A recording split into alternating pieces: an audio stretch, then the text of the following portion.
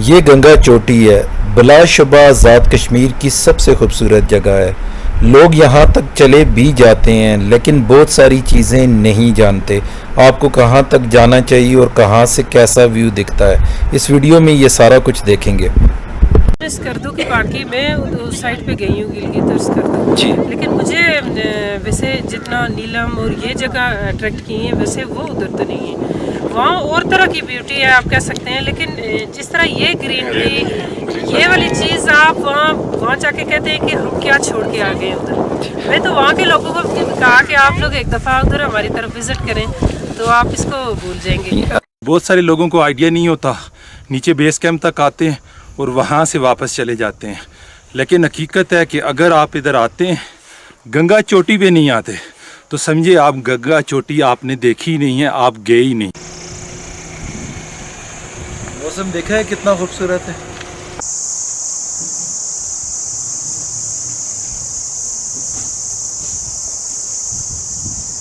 इस वक्त खड़ा हूँ सुदन गली में, तो ये कोई तकरीबन मेरे ख्याल में 12 से 13 किलोमीटर है गंगा चोटी से पहले।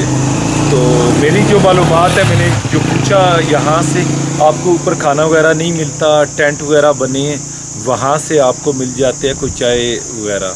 तो अगर आप ऊपर जा रहे हैं, प्रोग्राम ये है कि आपने स्टे करना है, पहले तो ये क्लियर कर लें कि वहाँ पे होटल वगैरह नहीं है, टेंट वगैरह हैं। और दूसरा, खाना नहीं मिलता, चाय वगैरह मिलती है। अगर खाना खाना हो स्पेशली तो फिर आप यहाँ से खा लें। छोटे बेटा ये नीचे ठंडी है, ये ले जाएंगे। हाँ क्योंकि हमें ज़रूरत पड़ी ना, मेहरबानी। सुदन गली में एक होटल है, वहाँ से हमें कड़ी मिली है और बिल्कुल एक ऑर्गेनिक, तो मज़ा आया, बिलीव करें।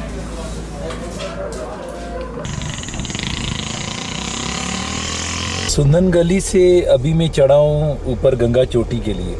तो हालात इधर कुछ ऐसे हैं कि धुंध इतनी है कि कुछ भी नज़र नहीं आ रहा जी।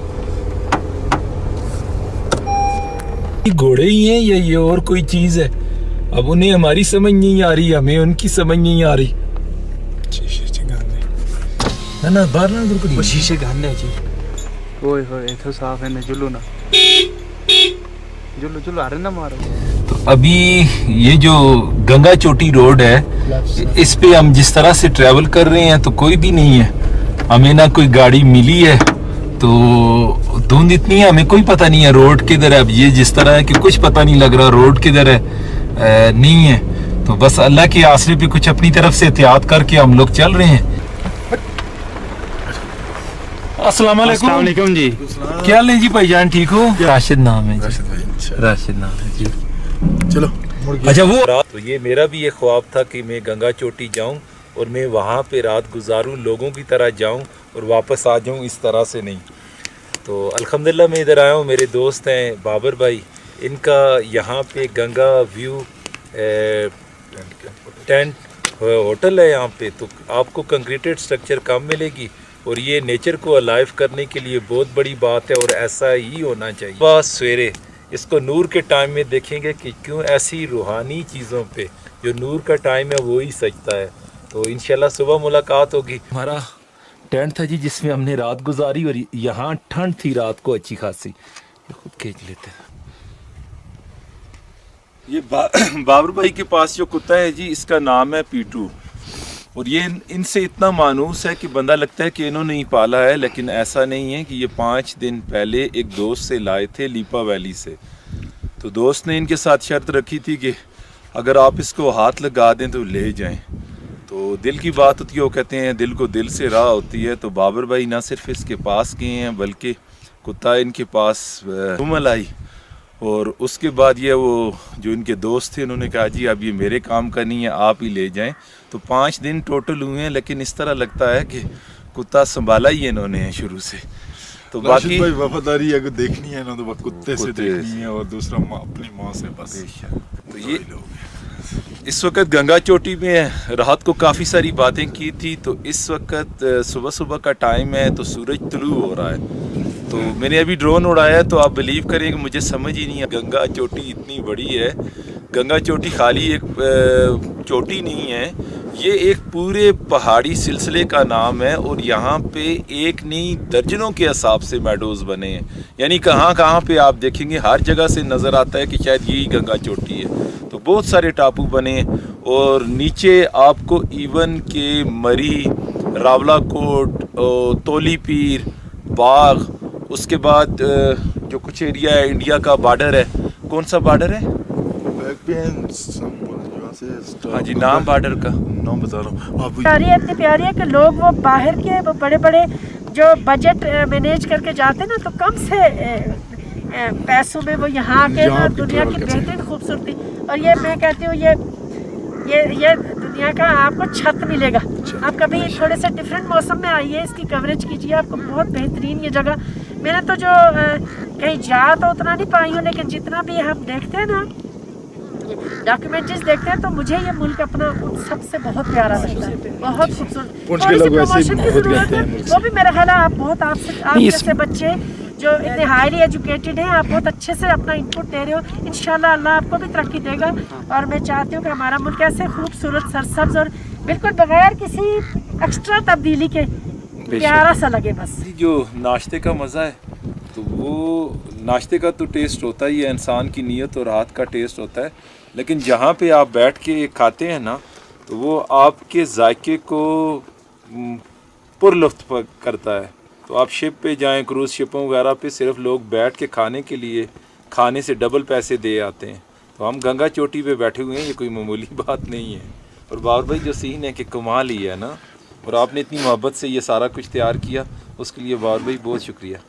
आपको एक बड़ी इंटरेस्टिंग चीज़ बताता हूँ ना, तो खलीलुर रहमान कमर का एक शेर है, वो कहते हैं आप मुझे ढूंढ ना पाओगे, मैं गर्दे राह की नकाब ओढ़ के चला गया हूँ।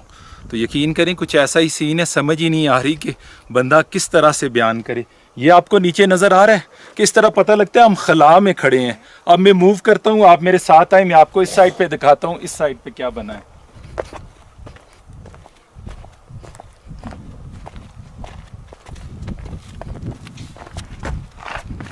अब ये देखें, अब बादलों के काफले शुरू हुए। लेकिन ये 2 मिनट पहले मैं गया हूं तो पीछे जो आपको रावलाकोट था वहां तक चीजें नजर आ रही थी। 2 मिनट बाद मंजरनामा ही बदल गया है। उसके साथ अगर इस तरह देखें, पता लगता है कि आप ऊपर आसमान पे आए हुए हैं। अब ये आसमान कौन सा है, तीसरा है या चौथा है? और अगर उस तरफ जाएं, आए मैं आपको सारा दिखाता हूं। अब इसकी गोल सराउंडिंग में घूम के दिखाता हूं। इस तरफ आए, ये क्लियर है। सुभान अल्लाह। अब किस यानी आप खुदा की कौन कौन सी, अल्लाह खुद कहता है कि आप मेरी कौन कौन सी नेमतों को जुटलाओगे। है कोई मुसव्वर इस तरह की मंजर कशी करने वाला?